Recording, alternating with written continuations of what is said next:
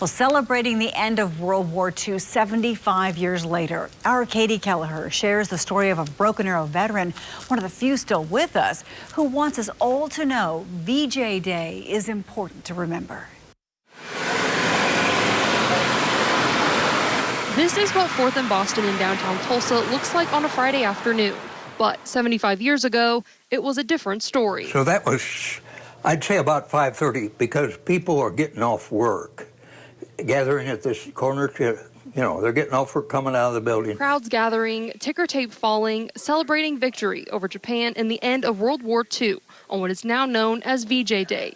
94-year-old World War II veteran Frank Riesinger knows all about it. He was there. Probably one of the most thrilling days of my life. The paper coming down and trying to catch the paper and seeing the girls form their conga line, lining up and down the street, and the cars are all driving by, honking their horns.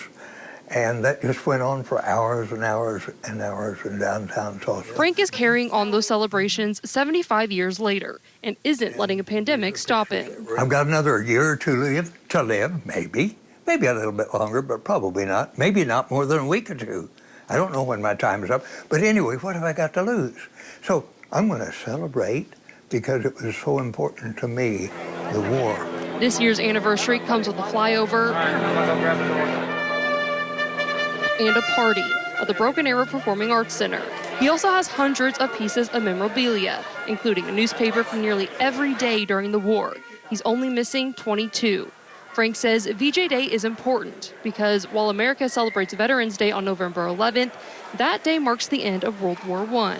But we never had celebrated the end of World War II, which was a far, far greater war than World War I was. Frank has done a lot to remember that joyous day 75 years ago, but it's coming to an end. He says this is the last year for his VJ Day celebration. For one, there's not many World War II veterans still alive, and he believes it's too far in the past. When I was a kid, I looked back about 75 years to the Civil War, and we didn't celebrate that. So it's been too long. Meanwhile, Frank will continue his collecting, never forgetting what the country went through for freedom. And it's intense with me, it's interesting to me, it was important to me, and that's my life. And so that's why I've made myself remember. Katie Kelleher, 2 Works for You.